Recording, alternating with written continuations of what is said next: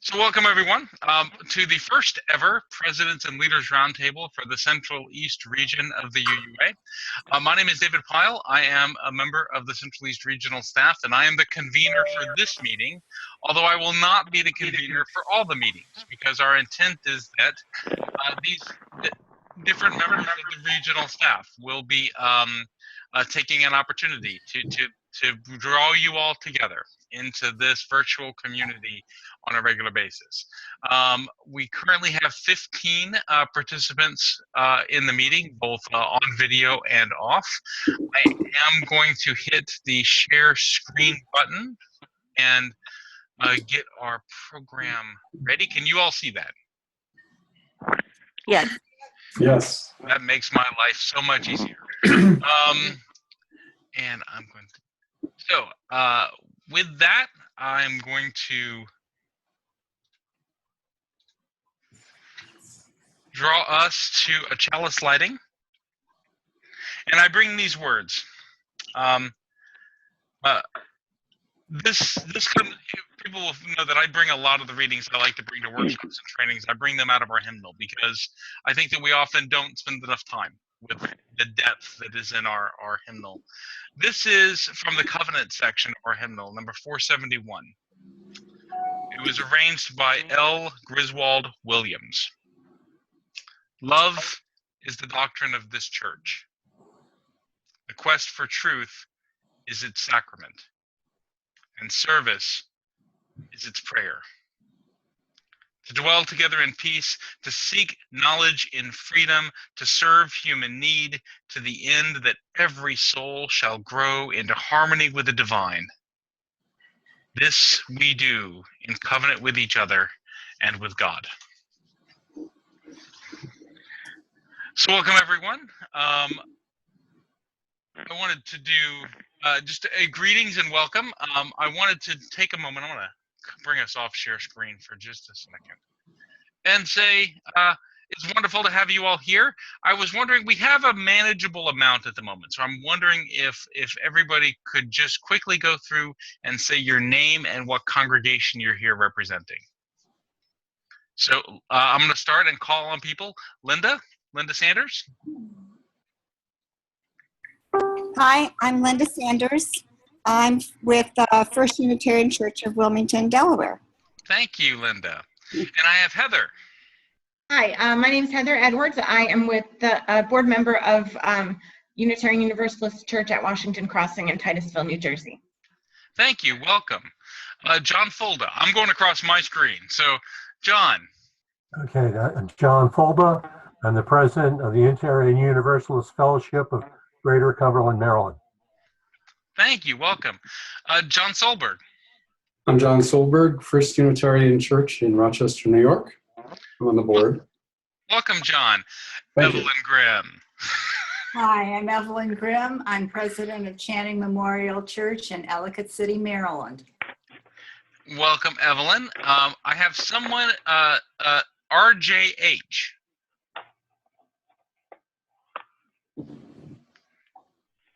All right. Andrea, we'll come back to you in a minute. Michael Marin. Yeah, this is Michael Mernon from Unitarian Universalist Congregation at Montclair, New Jersey. Wonderful. Welcome. Good to meet you. How about Jenny Bridges? I'm here from Davies Memorial Unitarian Universalist Church in Camp Springs, Maryland. Wonderful. Marilyn Height. First Unitarian Church, Wilmington, Delaware. I'm the board president. Yes, you are. It's good to talk to you. And I have a phone number 610-657 3214. Yeah, that's Roderick Wolfson from Mainline Unitarian Church in Devon, PA. Hello, Roderick. We were emailing today. Yes, exactly. Yes, we were. And then we have a phone number 202-302-2331. This is Karen Alegi from Sugarloaf Congregation of Unitarian Universalists in Germantown, Maryland, and I'm the board president. Hello, Karen. Hi. I have a phone number 973-803-9274.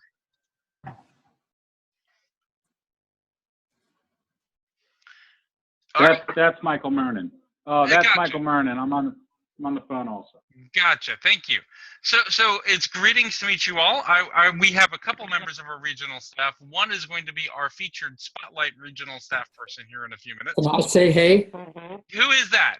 This is Steve Bertay, President of the Board, Unitarian Universalist Congregation of Frederick, Maryland. I went by you, Steve, and I apologize for that. Thank you for jumping in. Is there anyone else that I missed?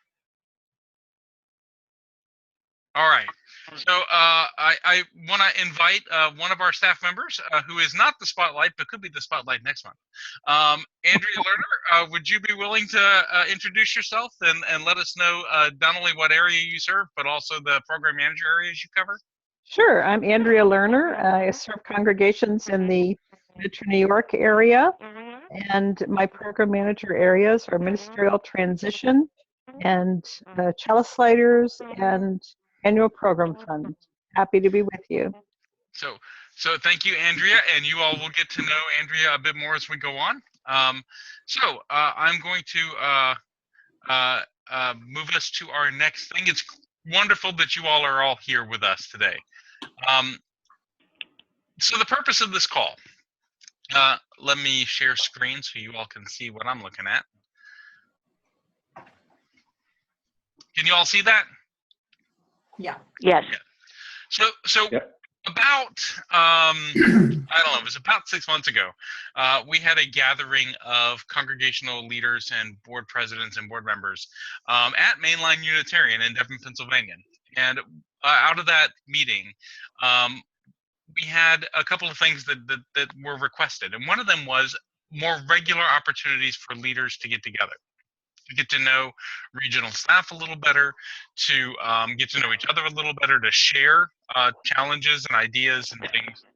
And so this monthly call is our way of beginning to live into that, our way of trying to make space for that kind of sharing amongst our congregational leaders from across the region. Like I said, it began initially, we were planning on doing it for the congregation of the Joseph Priestley District, but the idea came up a couple weeks ago. If we're going to do a webinar, it's online. Why not open it up to everybody? So we're beginning to do that. The idea is that we'll have a programmatic element. We'll have some things we want to share with you all, and a large part of it will be us wanting to hear from you. I have a very general question for us to engage today as a group. But it's just, and over time, we would like you all to help us even understand what those general questions are. So to offer a regularly scheduled opportunity for congregational leaders to connect with UUA Central East Regional staff, to share a few good ideas monthly with all congregational presidents and leadership, to build community between leaders of the congregations and the Central East region of the UUA, and for the regional staff to hear directly from congregational leaders what is important. And to aid in developing programming and capacity building training. That's my understanding of what is the basis behind this monthly call. Are there any questions about that? Anything that anyone wants to ask or bring up behind what it is we think we're doing together? All right. So an agenda for this meeting is chalice sliding and welcoming. To discuss the purpose of this call, we're going to introduce the new lead for the regional staff, Reverend Megan Foley. I'm going to do a brief tour of the new UUA Central East Regional website so that you know where stuff is, because it's different than the 4 district websites we had before, which is going to include looking at the Who is Your Primary Contact section.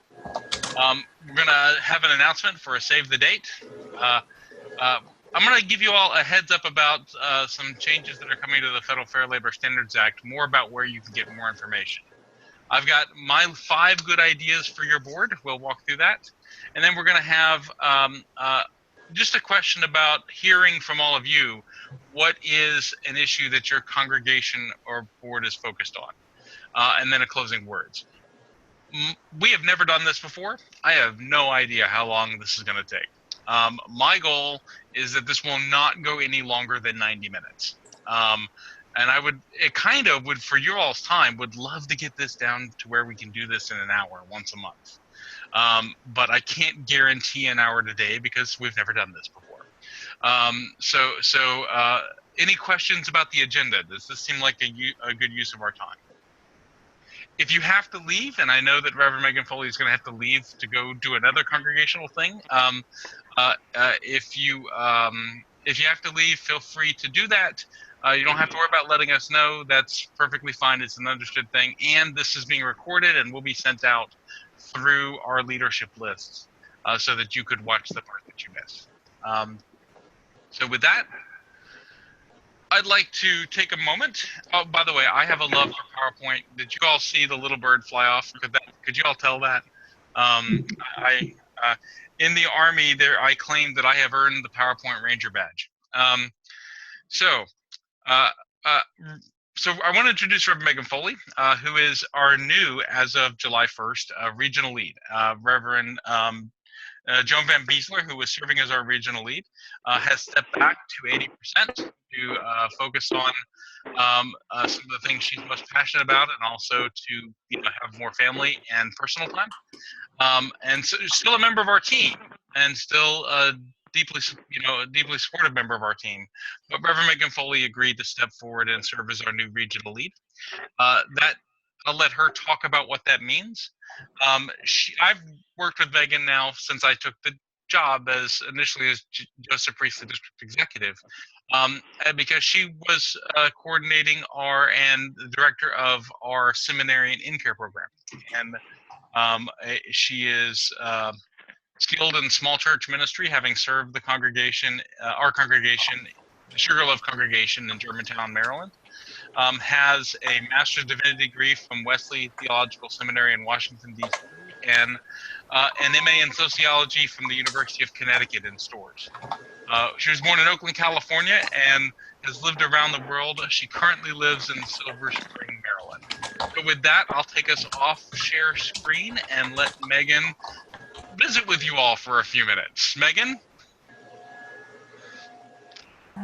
You'd think with all that prep, I could have unmuted myself, but that didn't happen. Hi, everyone. It's great to be with you. I just wanted to take a minute to say hello. Thanks, David, for that intro. And thanks to all of you for taking the time to be together. I know how important it is that congregational leaders get a chance to talk to each other about the things that matter most. And we on the Central East Regional team are always happy when we can support that in whatever way we can. So if this works for you, that's fabulous. If you can think of other things we can do to help out, please do let us know. As was mentioned, I've just started as regional lead last July, and that's within the new structure of the region that is slowly but surely supplanting the district structure in our area. So it might be tempting to think of me as the district executive for the region, but that's not quite the structure that is happening. You will still have access to your primary contact person, who I hope you know who that is already. If you don't, you'll find out from the website in a little while. For those of you in the Joseph Priestley District, that's going to be myself or David or Pat Infanti. And then by the time you get up to Metro New York, we're talking about Andrea, who's here, or Hope Johnson or Pat Infanti, and so on and so forth. So we're hoping that having 10 program staff and 3 administrative staff to serve everyone is going to make it feel like you have a lot more resources at your disposal and a lot more folks with a fewer number of responsible congregations that they're responsible for, so that we can be more responsive to you as needed. So we are hoping to always be in conversation with you about what's working and what we can do for you. So that will continue, and it's great to be with you all. So Megan, if you could share what your primary contact areas are and what your program manager areas are on top of being regional lead. Yes, my biggest program area is managing the staff team and working with the leads across the country to talk about how we deliver services to congregation nationwide. That's the large part of my program area, although I still handle a little bit of seminarian support and mostly do small church support. So I know I've seen several of you guys in that capacity as well. And my primary contact congregations are essentially the Beltway congregations, extending out like across Maryland, sort of close to DC, but out to Western Maryland and then out to Frederick on the other side, and then Northern Virginia and DC. Thank you. Any questions for Megan?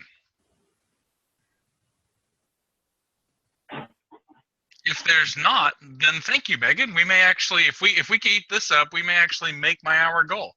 So anyway, thank you.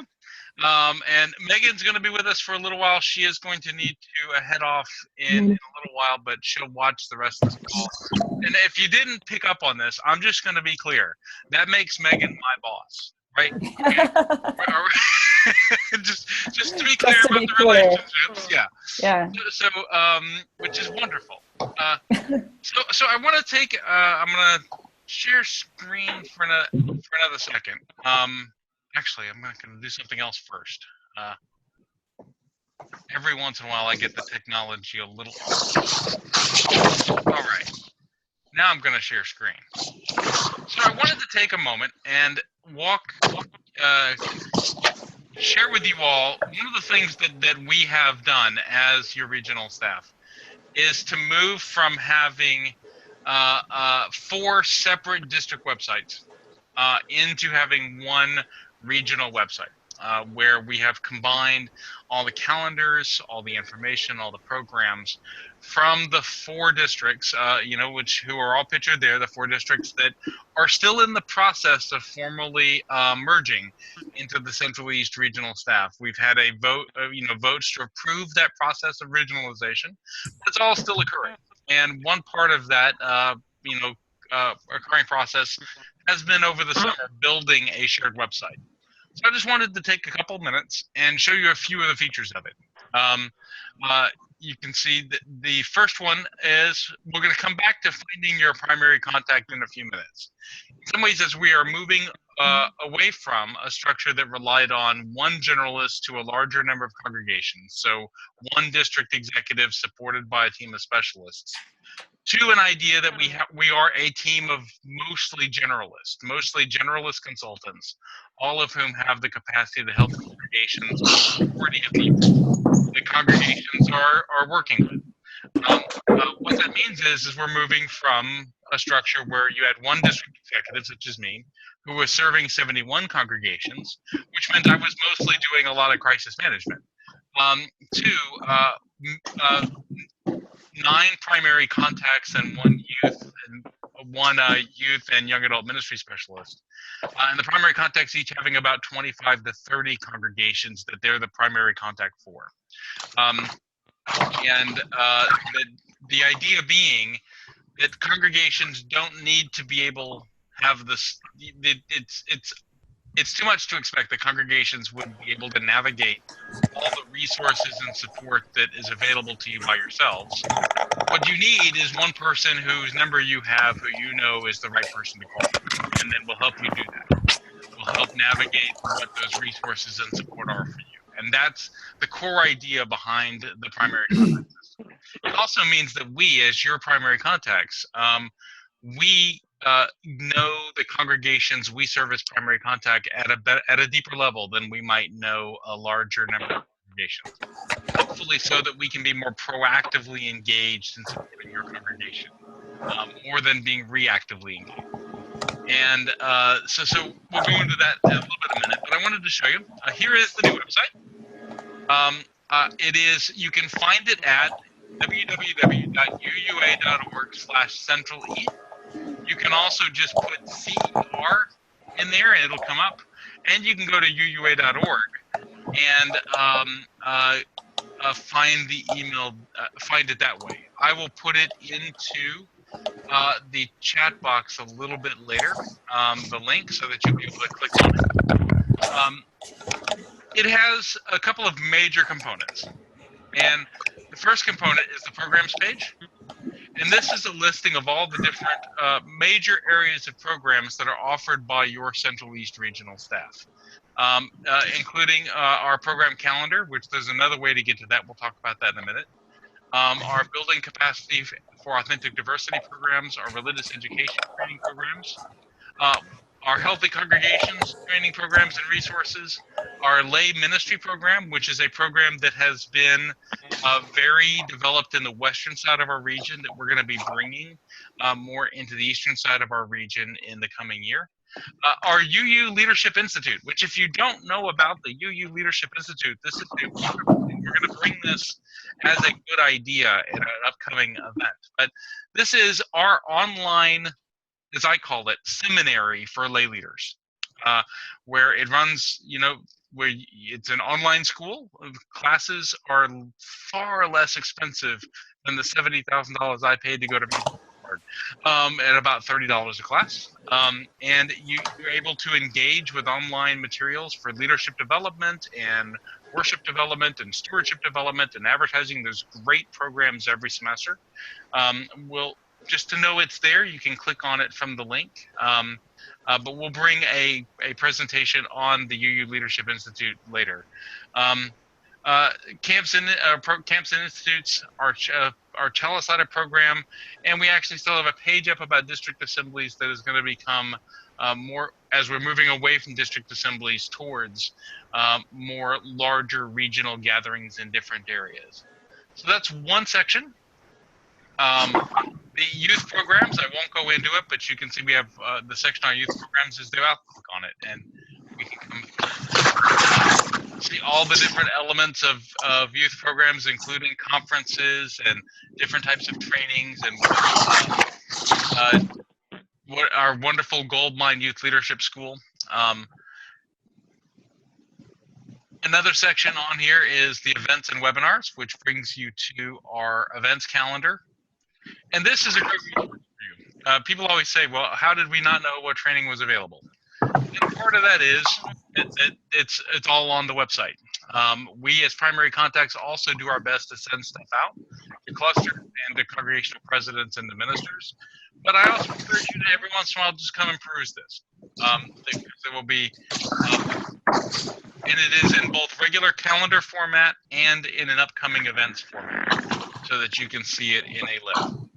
And you can see all of these are either regional programs or they're programs that we are partnering with other UU organizations and are on the regional calendar.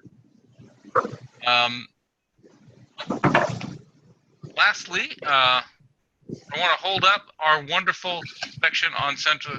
We have clusters and affiliated groups. If your congregation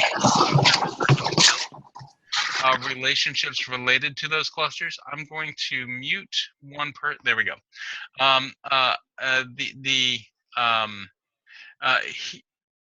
We have our wonderful news section with just news and happenings around the Central East region area. It's got some postings for congregations and other activities. If there's something you'd like to be on here, we can send it to your primary contact, and we can help you to have share more news about what's happening in your congregation across the region. And we have our resources. So this is always one of the first places that we send people who are looking for information. People email the primary contact, which is wonderful. But you can also just come straight here for our link to lead demographics service, our compensation consultants, our on-demand learning center, which includes workshops and trainings that we have, videos of workshops and trainings that we have done across the region over many years. So I'll let you all engage this, because we could spend all day with any particular questions before we look at the primary contact section about the website. Is that a really fast 5-minute introduction to what's up there? All right. Any questions? I will say that one of my great joys as a district executive in building this website was that this website is already paid for. We were spending quite a bit of money to maintain 4 separate websites, with our website now being on UUA.org. One, it's paid for by the annual program fund that we are so grateful that you contribute to.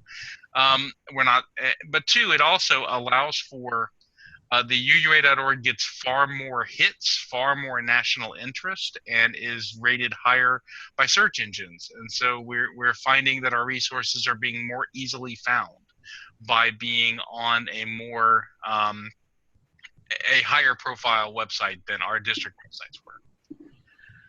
But one of the most important things for every congregational president and leader to know is how to find your primary contact. Who is your person that you call that can help you navigate through a resource challenge or through something else that's happening in your congregation, and can even sometimes, and I think in some ways this is one of the things I do more than anything else, can be your thought partner when you need someone to be able to think through something that's challenging or thorny, or and it's very simple. I'm going to ask for a volunteer who does not know who their primary contact is. Who can tell me they do not know who their primary? Does anyone on this call not know who their primary contact is? No idea. Who said no idea? You may be making my day. John. John, and John, what congregation are you with? First Unitarian in Rochester, New York. In Rochester, New York. So we go to New York right here. Can you all see what I'm doing? You go to New York and you click on that button, and then you go down to Rochester. And if I remember correctly, we have 2 congregations in Rochester. So there we go. And you said First Unitarian, not First Universalist? Right. And you click on that, and your primary contact is the Reverend Joan Van Beesler. And her contact information is right there. And that's how easy it is to find your primary contact. So if you come out of this meeting with anything, I would love it to be that, when things seem challenging and you don't know who to call, you can go to this list and find who your primary contact is. I realized I very inadvertently almost did a Ghostbusters reference right there. Any questions about the Central East Regional website? It's a wonderful tool. We are developing more ways that it can be useful. So that the other thing is over time, if there are things that you would love this to be able to do, we have a wonderful on our staff, primary contact and communications consultant. We will do a spotlight for her later this year. Her name is Beth Casebolt, and you can reach. If you're looking, she's right there. But Beth is the person who manages all the content that you find on our Central East Regional website, and she responds really well to even direct outreach from congregational leaders. So, but we'll have her as a spotlight for this call a bit later. So thank you. I'm going to unshare screen for a minute. Any questions at this point? Well, we are doing great so far. I'm going to hit, where is my slideshow? There we go. And I have a save, and now I share screen again. I see I have something in the chat box. Yes, Steve asking everybody to have their computers on mute. Thank you, Steve. So we have a bit of a save the date announcement to make. And we're really excited to be sharing this. We shared it with some of the ministers groups recently. We're still planning what this is going to look like regionally. So what I can announce right now is an in-person leadership day at the Cedar Lane Unitarian Universalist Church in Bethesda, Maryland on April 1st. That's going to be kind of like a small version of what a district assembly was like, and that it'll have workshops, and it'll have trainings, and it'll have opportunities for people to connect. It is also going to have as its key feature a debate by all of the currently named candidates for the presidency of the UUA, an in-person debate. We're also going to live stream that debate, and we are looking at the possibility of, in some areas, having congregations who agree to host kind of a viewing of the debate. And in other areas, we may be able to offer satellite leadership day experiences so that it's not as far to travel. But we'd like you to go ahead and put April 1st in your calendars for something that will at least be watching the debate, but could be going to a leadership day experience somewhere in your area. It could be choosing to come to Bethesda, Maryland, to the Cedar Lane Unitarian Universalist Church, and we're really excited. There are only going to be 5 of these debates, 1 in each region, of the candidates for the presidency for the UUA, and this is one that has agreed to happen in the Central East region. Its theme will be interdependence, or building bridges between congregations, better together, if you will. So, any questions about the upcoming Leadership Day? So wonderful. So I'm going to take a few minutes, and this is an ad for some other webinars. And I'm going to talk about this, and I'm going to show you the webpage on UUA.org. There's been some news articles and some other conversation within our congregations about that there are, as of December 1st, going to be some significant changes to the Federal Fair Labor Standards Act that have the potential to impact some of our congregations.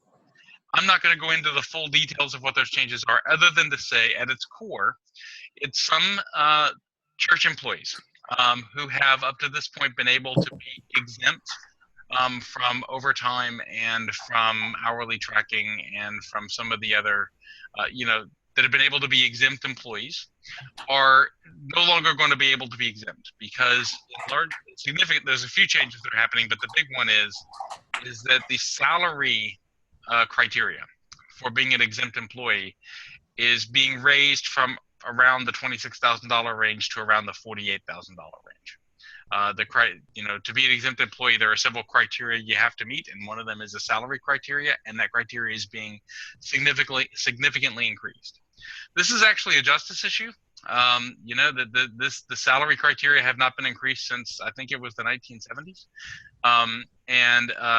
that's why we have this huge jump in those criteria. They fixed the law so that the criteria will be changed every 3 years from now on. But we're faced with that there is a significant change coming. And I'm not going to do a whole webinar on that. I'm going to point you to 3 webinars that are being offered by the UUA Office for Church Staff Finance through the month of October. This is the kind of thing that you might want your chief of staff, whether it's an executive director or your minister. It could be something that you would like your personnel committee to be aware of, and your board may want to be aware of it as well. I'm going to show you our regional or our national UUA staff. Hang on a second. I'm still getting, there we go. Has developed a page of resources that I'm just going to show you real fast. Brad? Hello? Remember, unless you have a question, please mute if you can.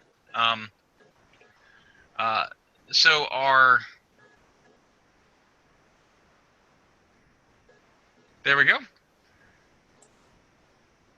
So they have created a page on UUA.org at UUA.org careers, compensation, finances. Once again, we'll put both of those addresses in the chat box at the end of the call, so you can just click on them after this meeting and have them. That gives you information on the change to the Fair Labor Standards Act that is upcoming. And I really encourage you all, at the web page, you see the same webinar schedule and the buttons to go ahead and register to attend. I really do stress, if you have staff in your congregation, which not all congregations do, but if you do, please think about attending one of those webinars so that you can be informed. I will say that there is one thing called the ministerial exception. If your only staff member is a minister, the minister is not affected by this because of the First Amendment to the Constitution. So this is non-ministerial staff, and there is some conversation about how we define what non-ministerial staff is. It's not as clear-cut as we might think. So please attend the webinar to help you be able to discern in your congregation who falls under the ministerial exception and who does not. Any questions to my giving this very brief introduction to basically the webinars and to the upcoming change? Yes, is this what we've been hearing on the news about, say, people working at Walmart who are not getting overtime pay for overtime work? Is that what this is related to? That is correct. This is the same thing. And you know, like I said, this is actually a justice issue. You know, that we really do believe that people should be being adequately compensated, and that you know, I'm going to say this, I believe that businesses shouldn't be allowed to name someone a manager as a pattern of, as a way to not pay benefits, and I mean not pay overtime, and to work them more than 40 hours a week. So there is a justice component to this, and in some ways, like all, I think, great justice, you know, changes, we have some effects too. And so how we live into those effects. Does that help? Yes. Thank you. Any other questions? So wonderful. Hang on one second. From current slide. There we go. So this is my dropping into a bit of a quick webinar section of my, I'm going to share with you all 5 good ideas for your board. I will stay on after the call if anybody has any questions about specific ideas, because I want to make sure I hit the timing right. But you know, if there's a burning question as we hit it, feel free to ask. But I will also be available after the call for anyone who wants to ask me specifically about any of these good ideas. Some of these things your board may already be doing. Some of these things you may have heard about. I am not going into depth on these. In some ways, this little section is an advertisement for what is called the Board Basics Workshop, which is one that we do take to different areas. And the next time the Board Basics Workshop will be offered will be in I think it's mid-October in on Long Island at the Stony Brook congregation. I think that's right, Stony Brook congregation. So why am I offering it? So among my roles, I am the primary contact, just to say, for the congregations of Central Pennsylvania, Greater Baltimore, and the Delmarva Peninsula. But I am also, among the things I do regionally, I am the governance program manager. I am the person who helps congregations with bylaws and policy and governance structure and board training and things like that. How we make decisions as congregations. I am the program manager for helping congregations to do that well. So I also have some other program manager areas, but we're going to stick with that one today. So I brought 5 ideas that I have seen work well in congregational boards to make for a deeper, a more efficient board, a more spiritual board, a deeper board, and a board that engages really in the adaptive challenges of our congregations as well as the technical problems. So I'm just going to run through these really quickly. The first one is called having a board covenant.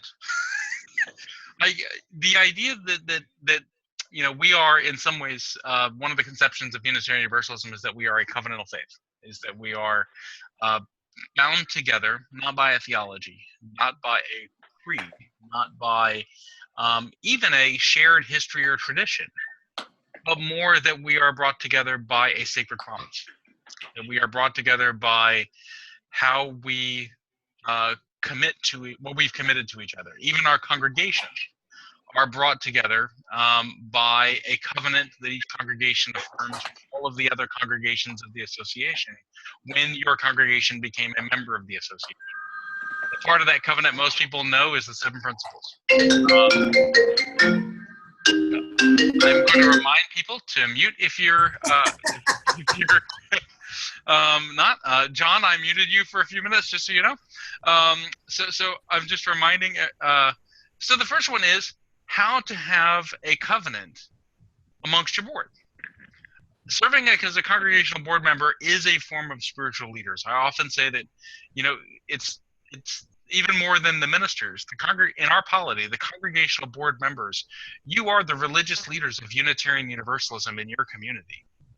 How do you do that together, not from a business perspective or a doing perspective, but from a spiritual relationship perspective? And agreeing to a covenant that you are the keepers of the mission of the congregation, that you represent Unitarian Universalism in your community as that board, and that we practice the ideal of the fifth principle of, and so serving as religious leaders means being in covenantal relationship. It's not just with each other, but with a religious mission of the congregation, and that we are accountable to the congregations and the future of our faith movement. So what do I mean by covenant? Covenant is kind of a sacred promise. It's a promise that we've invested deep aspects of ourselves into. It's more, if I kind of resist the ways in which we've used covenant for behavioral covenants, because covenant is not necessarily about what we won't do. It's about what we will do. It's not necessarily about restricting, but empowering. So an agreement amongst the board about how you walk in relationship with each other, about what the commitments you make to each other are, that can be as mundane as we promise to read the materials before we come to the board meeting, but could also be, we recognize that the work we are doing is difficult and that people have invested their deepest selves, and we will leave space in our meetings to process the emotions that naturally come from religious work. So I'm not going to go deeply into what a covenant might look like, because that really is different for each board. And I think it changes when new people come on the board. So the covenant needs to be regularly reviewed. But it's about being intentional about relationship and realizing that boards have a special relationship with each other because of your role as religious leaders. And what you commit to, and how do you support one another in that? So the first good idea is having a board covenant, and your primary contact can help you with that. So it's also not just an ad for the Board Basics Workshop, but it's also an ad for talking to your primary contact. The answer to next step on all of these is going to be talk to your primary contact. So the next one I have is my most important thing I can offer to congregations at all. It's called the consent agenda. Now, I've served on congregational boards. I love congregational boards. I can track my whole career in Unitarian Universalism as a minister, as a church administrator, as a continuing love of meetings. I seem to continue to find jobs that have more meetings in them. But we can fill up those meetings with things that could be done prior to the meeting. A consent agenda is a powerful tool to be able to look closely at what it is a board has before them and ask the question, are these things that we need to engage during the meeting, or are these things that can be engaged prior to the meeting that we can accept into the meeting minutes at the beginning of the meeting? The one I love to use to explain the power of a consent agenda was, if you can't tell, I like to talk. I do. And I would take my minister's reports, which I would present in the board meeting. And I had a habit of taking about 20 minutes of a board meeting to present my minister's report after they had already gotten a written copy of it, right? And I would then talk about it for another 20 minutes on top of what they had already received. Well, the consent agenda meant that I spent more time having the minister's report on the consent agenda meant that everybody had read it prior to the meeting. But if they had questions, they could even email me and ask me about it prior to the meeting, if it is a clarifying question or something like that. And I could share that with the board. So they would be clear about what was in my minister's report prior to the meeting. And then we would come into the meeting, and if somebody had something that they wanted to discuss, that they felt we needed to discuss from my minister's report, they could pull my minister's report from the consent agenda and put it on the main meeting agenda. But if there wasn't anything necessary to talk about, if they had received what they needed, then we could accept it when we accepted the consent agenda, and that saved us 20 minutes in a board meeting. 20 minutes that could be used for some of the other things we're going to talk about. There are a few other items that tend to make good consent agenda items. Financial reports, especially after board members have had some good training and experience in how to understand the financial reports for the congregation. Committee reports, even policies when they are at the stage of being ready to be adopted, when there's no need to discuss them, you're just bringing a final version to the board for approval. Even those can just go on the consent agenda and people engage them prior to the meeting, and if there's no need for discussion, you then make your, and of course, board minutes. And there's just lots of things that we need to accept as a governance entity. We need to formally accept and vote on in the meeting, but we don't necessarily need to spend time discussing. And so the idea is at the beginning of your meeting, usually as your first or second act, you call up the consent agenda, you ask if anyone has anything they wish to have removed. If no one does, you then call for a vote. The board votes to accept the consent agenda, and that counts as approval of all of the items on the consent agenda. Any questions about consent agendas?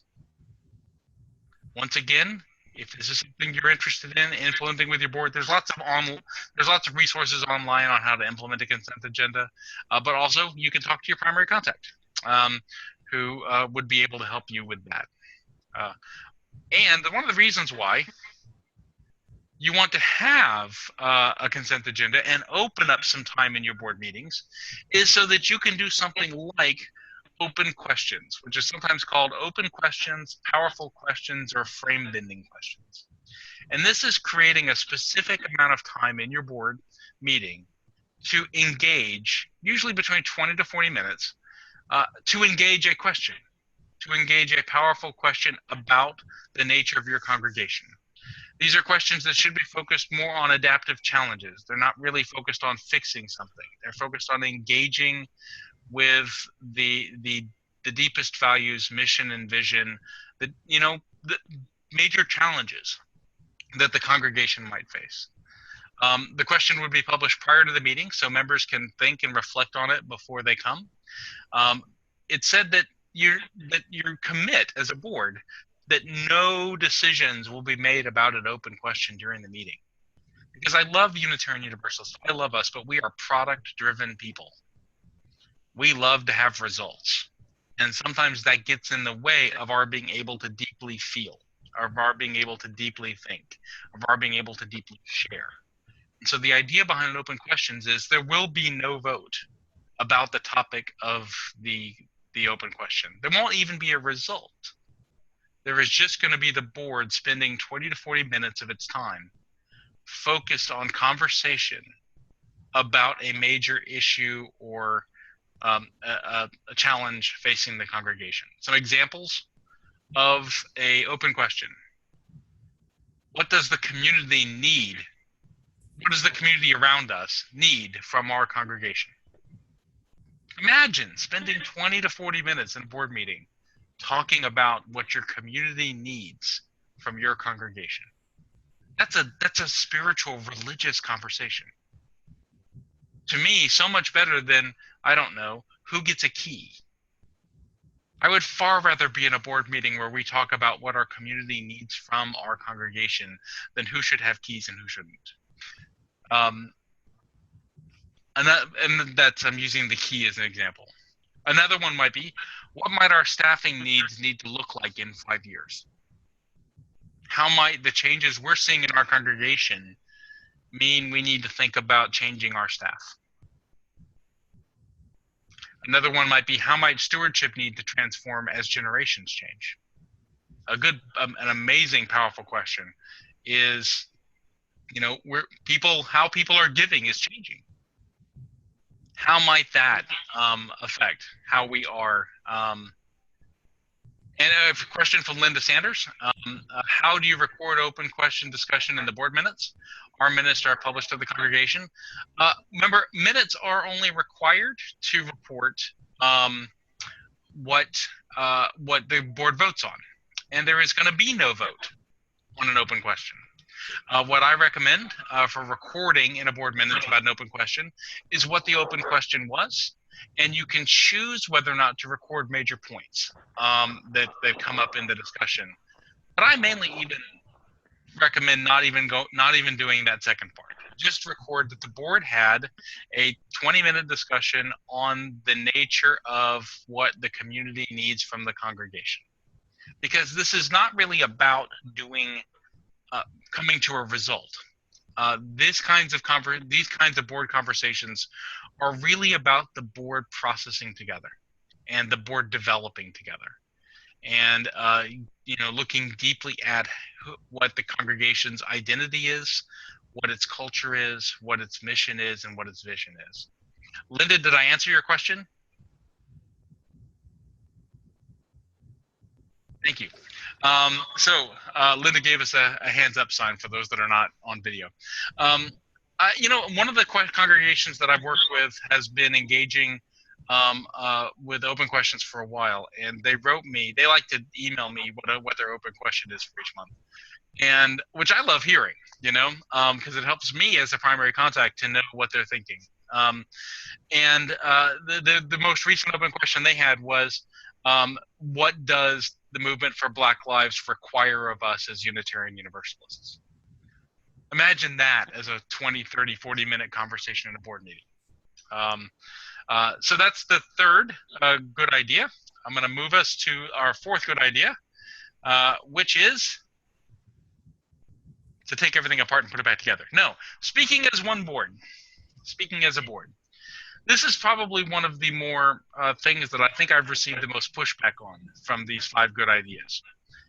But this is the idea that serving as a board member in some ways is a privilege, that you accept certain other limitations upon your voice as members, because you're committing not just to your membership in the congregation, you're committing to the process within the board and to the integrity of the process of communications within and beyond the board. Serving on a congregational board, I believe, is more complex than serving on any other kind of governing board. Because in nonprofits and corporate boards, you don't have the same kind of relationships with the members, with the stakeholders of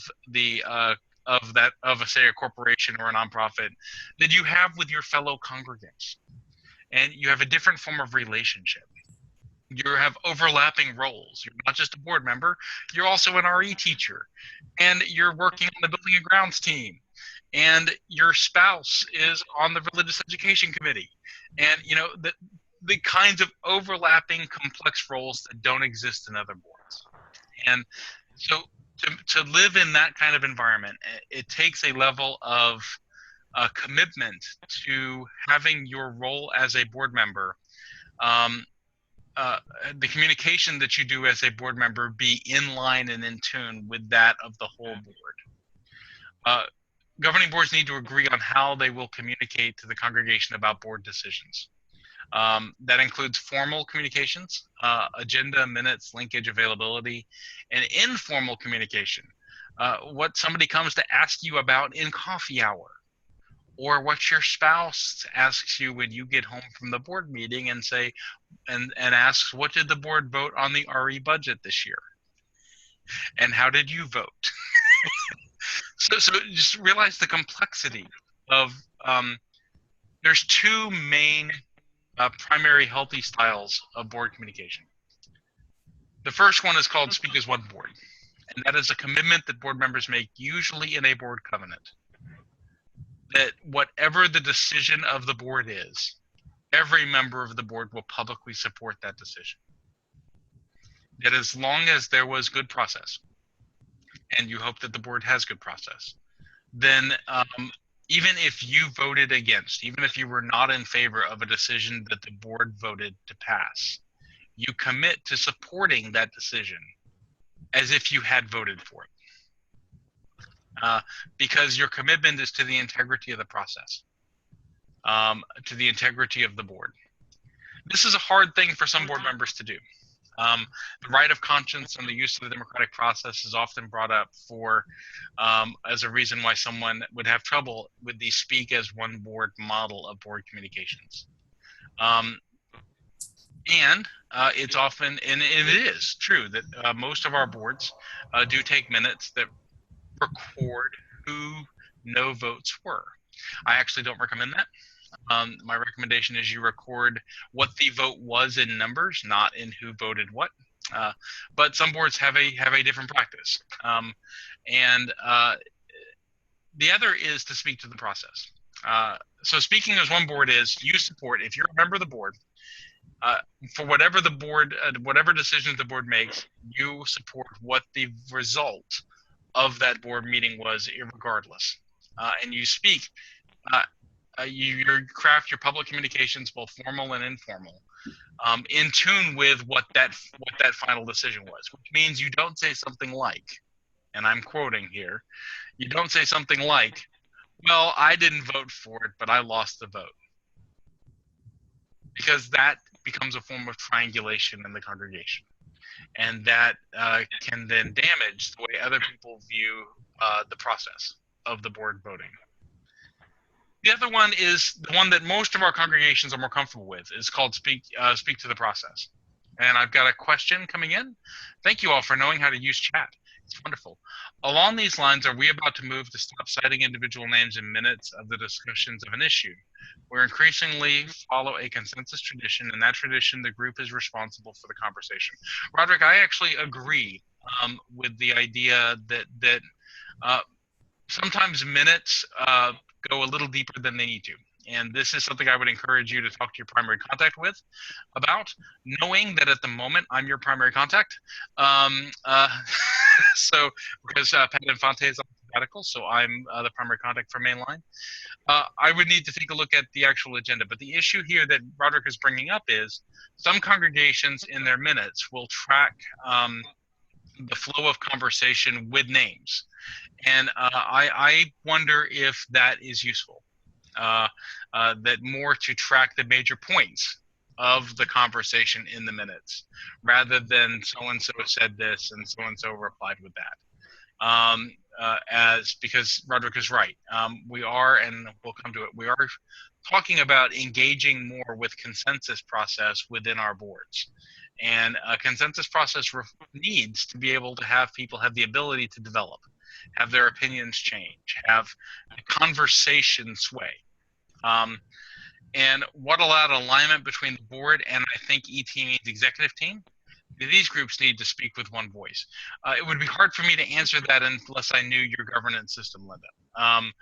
Because every unlike, say, and I'm getting a little bit in the weeds, but that's great. And you're getting a feel for what the board basics workshop is actually like.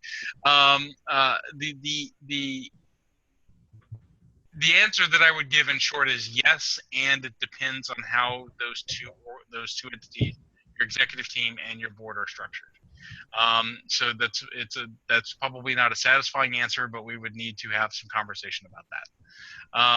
But I was going to say was, one of the challenges for my role is that we do not have a book of order in our tradition, and so every congregation has created their own structure. We have 1,000 governance mom and pop shops, so I would need to take a look at the relationship between those two names. Speak to the process is a little bit different form of board communication, where you are able to say, I might not have agreed with that decision, but it was done in good process. So even if you are naming that you were in a minority, that you were not part of the supportive of a board decision, the board member commits to, even in that moment, affirming the process. It was a great discussion. I understand everybody's points, even though I didn't agree with them. The board made the decision that was right for the board. You see the difference? You are making the commitment that if you are going to say that you were in the minority on a vote, you do so in a way that affirms the process. This is the not as wonderful as I would like it, but it's the next step down from speaking as one board. And the boards need an agreement on how they will conduct informal communications. And once again, this is something, two resources I'm going to give. One is your primary contact. The other is a wonderful book called Healthy Disclosure. And I can't remember the author's name at the moment. It's a little weird, but just you put Healthy Disclosure book into Google and it will come up. And it's actually good for more than just the board. It's good for all the types of communications and transparency that a congregation makes with its membership and beyond. So last one I'm going to talk about, and then we'll take some time for conversation about what your congregations are working with, is called Board Workshop, Board Meeting. So not all board business has to happen within Robert's Rules of Order. Can the people say amen? Yeah, I didn't get you. Come on. Okay. Amen. So there you go. So the idea behind Board Workshop, Board Meeting is that you can use informal sessions to be able to do the work of the board. At its fullness, when a board is really functioning this way, what it looks like is that they come in, they do informal workshop, they break up into teams, they work on projects. They do that for, let's say, an hour of an hour and a half board meeting. And they kind of work through in creative process the business that's going to come before the board in their board meeting. So they have the discussions beforehand. They work out, what the language may be. I see a question in the chat. They work out what the language may be. Thank you. Somebody found, John Folda found the Healthy Disclosure information for you. Thank you, John. So they work out all those details in an informal session. And then they call the board into its actual meeting, and they vote on the things they decided in the workshop. This is not something you have to do all the time. It's something that you can keep in your back pocket for certain conversations. I use as the example one congregation I worked with that we did a board workshop around finalizing the strategic plan. Instead of trying to do that under Robert's Rules of Order, we did a 2-hour board workshop going through the strategic plan, having creative conversation, not having to take minutes, to develop what was going to be the final strategic plan. And so then went at the last 30 minutes of that meeting into the actual board meeting to have the formal conversation and the formal adoption of the strategic plan. It allows for more creative conversation. It's a focus on consensus building before you consider voting, so that what comes before the board is more processed. Allows for new ideas to transform proposals. The board workshop then makes the necessary changes to the business meeting agenda as kind of its last item, and then it goes into that business meeting. So board meetings are then, I believe, held more efficiently, aware of the fully creative discussion. I will tell you that this is how the Joseph Priestley District Board has functioned for years. When they go into their weekend-long retreats, they spend 2 days in board workshop, or a day and a half in board workshop, and then the actual board meeting is 90 minutes at the end. So it is a powerful tool that, once again, if it's something you want to try and engage with, feel free to reach out to me. But first, reach out to your primary contact. They can help you to process through most things. So here are some resources. I will always make sure that you have some resources, and there it is. The book by Kibby Simmons and Ruth and Karen A. McClintock for Healthy Congregations. I'll drop all of these into the, I dropped it, hang on. I'll put all those into the chat box at the end of the meeting. So any questions for me? And also just to hear, is this format useful for you all to be able to have some real fast new ideas as part of this meeting? Yes, I think it's helpful. Yeah. So any questions that didn't come up in the chat box? Here's the chat box question. Effective. Thank you. Thank you, Linda. So with that, If there are no questions, and once again, I'll stay around afterwards. I won't run off until I'll be the last person to close up this room. I promise. So I want to move us towards having a hearing from you, and I'm going to end the slideshow and stop share. And this is the part of the meeting where we're recording, so I'm not going to take notes. I want to just hear and give you all time. We have about 25, 30 minutes left. I wanted to just hear from you all what your congregation, one major issue that your congregation is facing right now. One thing that is before you that's a struggle that you've been wrestling with, an idea that has been lighting your creative souls, a challenge that you see before you, or an opportunity that you want to take advantage of. What is an idea that might be happening for your congregation? And feel free to share whoever wants to go first. At Steve Verte here at UUCF in Frederick, Maryland. We're dealing now with shifting from a pastoral to a programmatic size congregation, and trying to deal with in a strategic sense, the implications of that and what we're going to need to be doing to grow into that, and how we're going to need to grow staff, and what the impacts are going to be of that growth, and how we can best be ready to deal with it. So you're doing a couple of things, because there's really, they're related, but one is you all are in the size transition mode from pastoral model, which, to draw that out a little bit, is where the minister is the communication center of the congregation and really the center of approval around the congregation, the center of authority, to a more program model church, which usually that size transition happens somewhere in the 220 to 250 member range. Yeah. And in a program model church, it's sometimes called the mini churches within the church, where you have different program areas that each have their own leaders, and they run their programs being coordinated by some central organization, but really the programs are much more independent. And it allows for the congregation to grow larger by growing programs, so that there is more space for people to interconnect.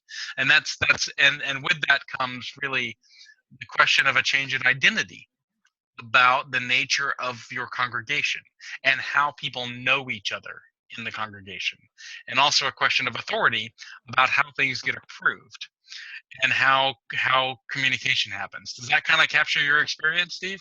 Yes, exactly. Yeah. Exactly. So anybody else? Going from a small organization where everybody knows everybody, the minister can be present at everything and involved in everything, to the point where you've really got to turn over responsibility to committees and other people to help. And the minister himself cannot be involved in everything, and that's what pastoral care starts growing, that committee and program, so it gets complicated. Does that resonate for anyone else on this call that would like to share something that's in that realm? Well, this is Jenny Bridges. It's in the realm, but it's at the other end of this spectrum. We're a small congregation, dropped in membership from about 115 to about 61 or 62 people. Yeah. And so we're going the other direction, and we're really struggling with how we share with other churches. We're doing that, and we have a big push now to try to get the audio-visual material that we need to make us successfully bring in information from other churches or sermons from other churches, or using YouTube. So it's almost the reverse direction. But it's new for us. And again, it's also depending less on the minister to be involved with everything. In that way, it's similar. Yeah, and so in that way, you are kind of doing a size transition that's going from the lower pastoral model range to more of the family model range. And with that, one thing that's really fascinating, Jenny, is how you all are at the same time doing that while also trying to integrate new understandings of church and technology and how to integrate a more interdependent feel with other congregations. Am I capturing that right? Yes, yes. It's very interesting to be involved in this, but very challenging. It is fascinating, and we have a lot of congregations, a good number of congregations that are facing some membership reductions, and it's not across the board. We have congregations that are growing, and in some ways, I think that's got some demographic, some real demographic reasons for it, but not necessarily anything. A congregation can be doing everything right and still be losing members at this time. So thank you. Who else has something that's happening in their congregation that they wanted to share? I have Marilyn Height has named, and that's from First U Wilmington, if I remember correctly. A key challenge for us is how to manage strategically our infrastructure over the next decade. We have a board committee working on running a cafe live model whereby we'll use a workshop format to ask big questions in the congregation. Our goal is to make us think big picture, not just answer a question of what money do we spend on fixing a roof. And First U Wilmington is doing some really great work. They're in the developmental ministry at the moment, and they're doing some really great work on asking big questions, not just within the board, but within the congregation as a whole. Did I capture that, Marilyn? Yes, you did, David. Yeah, thank you. So what's another possibility? Can I just chime in? Yeah, Evelyn. Let's go, Evelyn Grimm. Tell us what congregation you're with again. I'm with Channing Memorial Church in Ellicott City, Maryland. We are also a small congregation of 61 members. And our challenge this year is that our minister of 13 years retired last summer. And we have now just completed our first month with an interim minister. And I think we're approaching the next year with a great deal of excitement because a lot of our members have only been here during our previous minister's ministry. And there was some fear and trepidation at first, but so far things are going great. I think we're looking forward to a really good year, probably 2 years. I think we're going to take our time about finding a full-time called minister. So, and I've got some really good ideas tonight for our next board meeting and our leadership retreat, which we're having this weekend. Well, thank you, Evelyn. And I always love to say that staff transitions are kind of a constant in our congregations. If you're not experiencing, I really hope that every congregation outlasts their minister. If the congregation doesn't outlast their minister, that's a big problem, right? So come on, you can laugh at that. It's okay. So transitions happen. And most congregations have faced ministerial and other staff transitions, and we the UUA staff, we're in the process of a series of major changes in how we support congregations related to those transitions, in a way that we want to get you closer, more regular support that is more committed to walking with each congregation. One of the challenges of having regional staff be the primary lead, people in my position, is that we're also working with 25 to 200 other congregations. And so we're moving into the new regional transitions coach model, which Evelyn, you all met your RTC a couple weeks ago, that is there to walk with your congregation and focused on your transition from the beginning of it to its end, to settling the new minister and doing a ministerial startup workshop.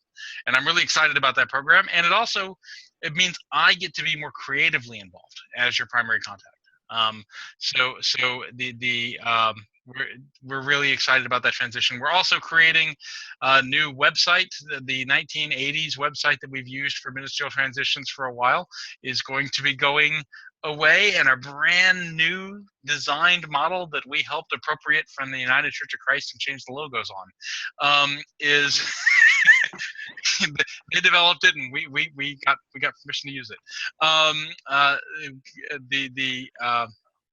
Is being developed and rolled out and will be there, so that we'll be coming into the new century when it comes to transitions. And Andrea Lerner, who you all met a little while ago, is our regional, on our regional staff, on the Central East Regional staff. She's the Transitions Program Manager.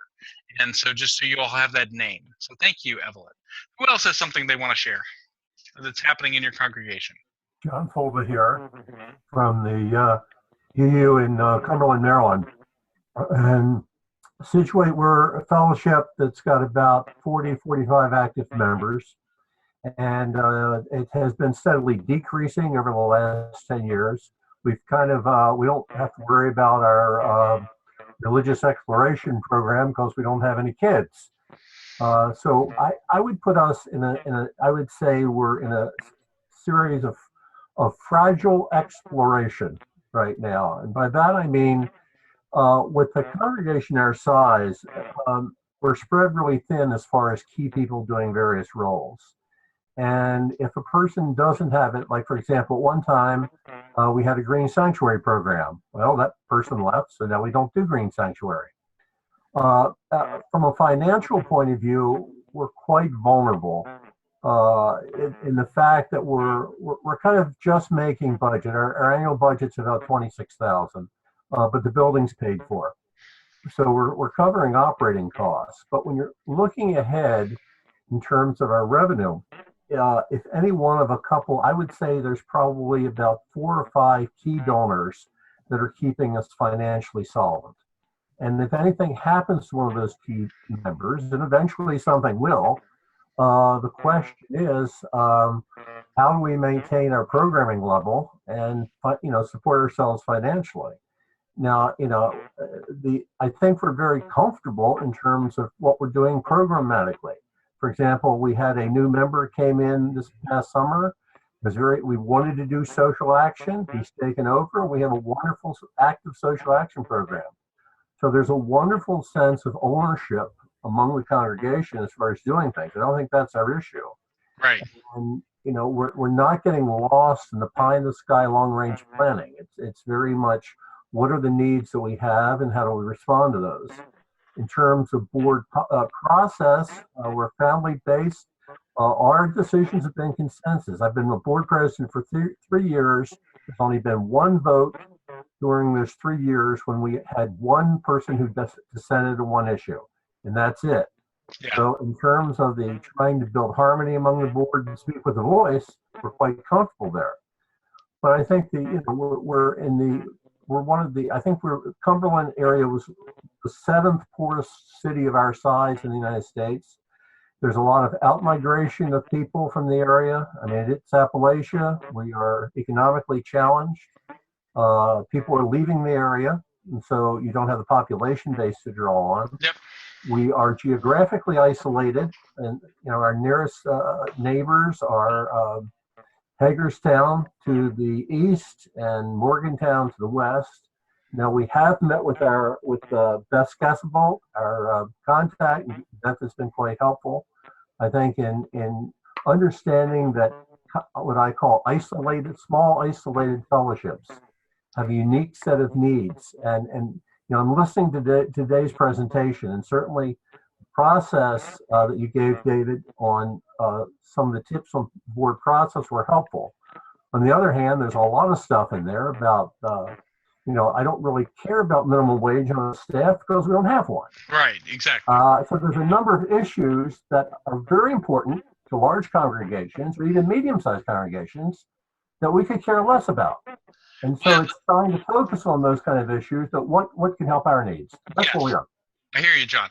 And 2 things I want to draw out of that. One, we do have small church-specific workshops and trainings that are available, and there's one coming up this weekend in Leonardtown, Maryland. That we you can take a look at and find on the website. So we do want to.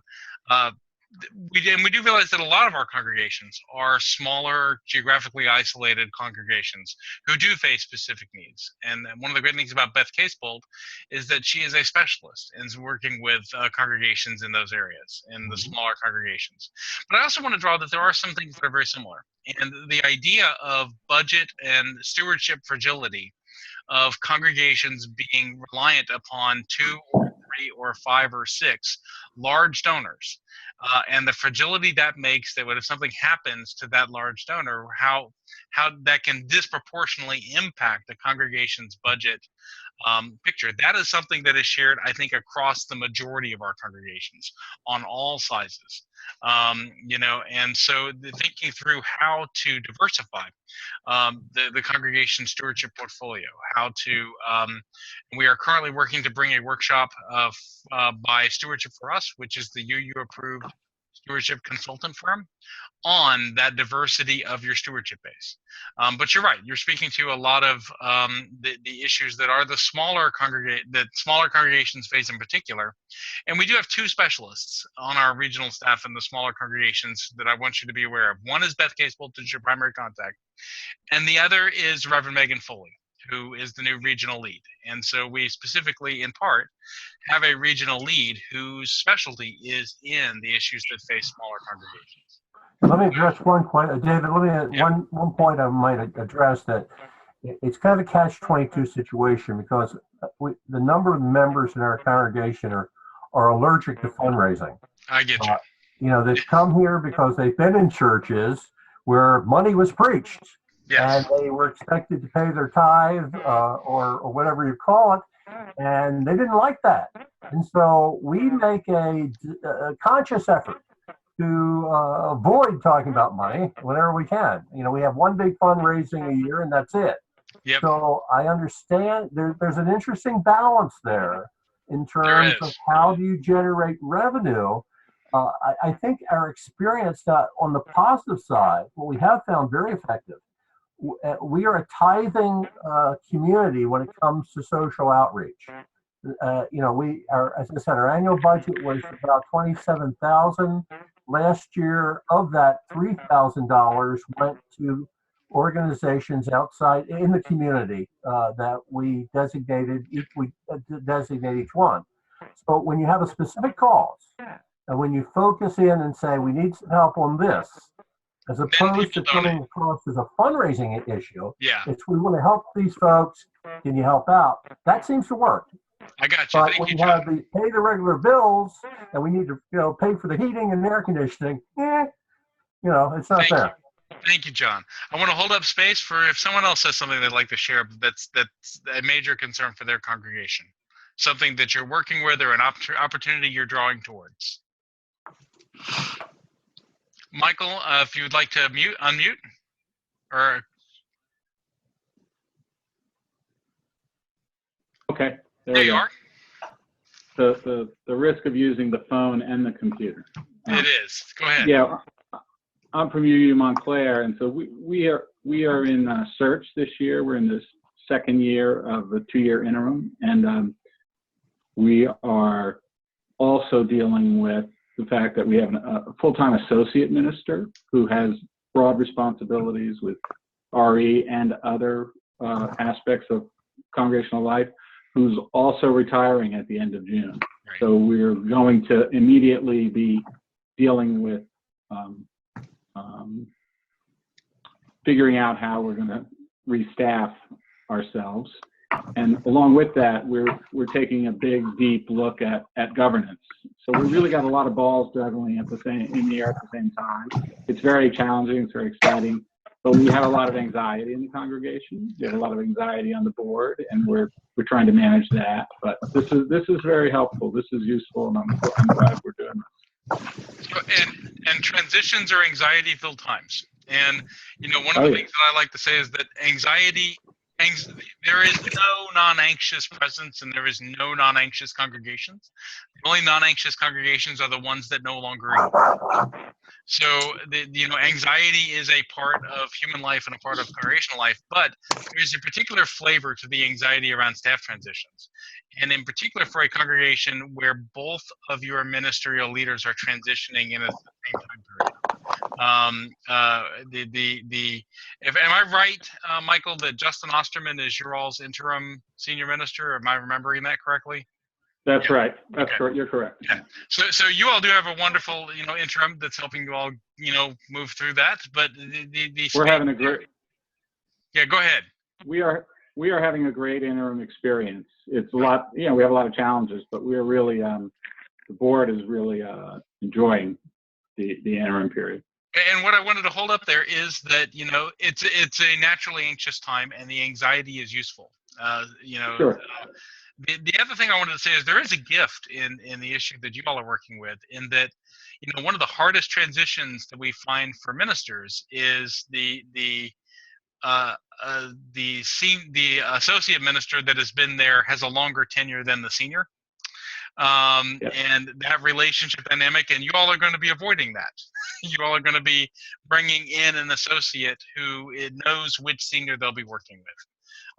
So that's just a wonderful, just to give you the silver lining, I'd like to hold up for you for that. No, we're aware of that. Yeah. So what other are some issues you all might be facing, your congregation may be working with? And we're going to take another 4 minutes. So go ahead. Go ahead, Roderick. This is Roderick Wolfson from Mainline Unitarian Church in Devon. And this fall, we're doing a strategic planning process to become a mission-focused church. And so that's quite a challenge, how to get more, how to prioritize our resources and staff, and look at our programs, and in terms of how we're going to focus our staffing and resources. And so we've been educating the board and in terms of mission-focused church. Thank you, Roderick. And you all are, you're also living into a new senior ministry, so it's a good time for you all to be really looking at both the nature of your congregation and what your congregation's identity and purpose is. Does that kind of help capture some of what you all are experiencing? Yeah, we went through a whole mission process, and now the question before the congregation is, so if this is our mission, how do we live our mission? Right. What do we do with it? Yeah. What does it call us to? Yeah. And yeah. So thank you. We've got a couple more minutes. Who else would like to have something they would like to share?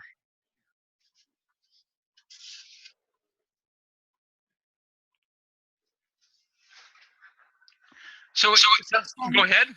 This is Linda. I'll just share that we've had a really active time. Which congregation, Linda? First Unitarian of Wilmington, Delaware. And we've had a really active time since we put up our Black Lives Matter banner out on Concord Pike. Right. And that's been a real journey. But it's going pretty well. We're talking about doing some public forums now coming up, because we've had our banners vandalized multiple times. So it's an active, I think most of the church members are feeling pretty good about it. And we've gotten a lot of publicity, but it's been a lot of work for our minister to manage all of the public relations issues. Are there other congregations that have Black Lives Matter banners and have dealt with different levels of public discourse around that? We have at Davies, we have a Black Lives Matter totem, which is a wooden construction that's posted alongside of our sign that's on the road. And we are neighbors of the Elks right up the hill from us. And when we first put this up, there was objection from some of the members. And so I was in conversation with the Grand Imperial, or whatever he's called, the leader there. And we sort of solved that problem because we had some of the same objection in our own congregation, that all lives matter, that argument. And so we solved that by having the inherent worth and dignity of all people be posted in our roadside pulpit, so that we've got the welcome to the church, the Black Lives Matter, and then the roadside pulpit with the first principle in it. So we haven't had it vandalized, but we did have an earlier one that was torn down. But this one has survived. So thank you, so Jenny. far. It's a challenge that have come up to a lot of our congregations, and there's really been two elements to it. One is what Linda names, which is the challenge of the public discourse, and being prepared for that public discourse. And you know, the boards and leaders hold the public voice of the congregation. And so being prepared for that and ready to have that conversation in a way that other justice work hasn't called us to that before. The other challenge that's come from some boards, and I'm just naming this to be aware of, is you know, the ways in which sometimes issues that are based in our values and identity, and in individuals' identities, can sometimes rub up against our democratic process in a way that can be can be unhelpful and hurtful. You know, the way that this most often gets reported is when it feels like a congregation, which the congregation itself is taking a vote on whether or not, either the board or the congregation, on whether or not to put up a Black Lives Matter banner, feels like the congregation taking a vote on whether Black Lives Matter. And the impact for, especially for people of color, of a vote by a mostly white congregation, often is the case, on whether or not Black Lives Matter, even if that's not what the vote actually is technically about, it's what it can feel like. And so boards have been wrestling with that issue about, so the two issues: one, managing and being prepared for the public discourse, and the ways in which, you know, this issue in particular has some challenges for how we engage it related to our democratic process. So anyway, thank you for naming those. We are running out of time, and I end on time. So in future meetings, what we'll do is, when we have, hopefully, we will, I hope, get to where have more congregations represented. I hope this has been useful and that you all come back. My email address is dpile@uua.org. I'm easy to find. I would love feedback from you all as we make this a better and better resource over the coming months. I'm glad you all were here. But in the future, one of the things we have the ability to do is break out into smaller groups for this session. And our intention is this: we didn't this time because we knew it'd be a fairly small group, but the intention is in future meetings there will be a breakout for small congregations, and one of our small congregations consultants will help manage that part of the meeting. There'll be a breakout for congregations in transitions, and you know, so there'll be more programmatic, and you to be able to choose the area that is most important to you at that moment. And you could be in the transitions meeting 1 week, 1 month, and next month be in the small group meeting or the large group meeting, or, you know, so there'll be breakout rooms as we go forward. So with that, any final questions before we close for the night? So I bring you these words by the Reverend Theodore Parker. This is number 683 from the hymnal. Be ours a religion which like sunshine goes everywhere. Its temple, all space. Its shrine, the good heart. Its creed, all truth. Its ritual, works of love. Its profession of faith, divine living. Go forth in peace, creating peace, and I will stay in the room to be able to engage with one-on-one conversations or answer any questions afterwards. Thank you all for spending time with me tonight. Thank you. Thank you.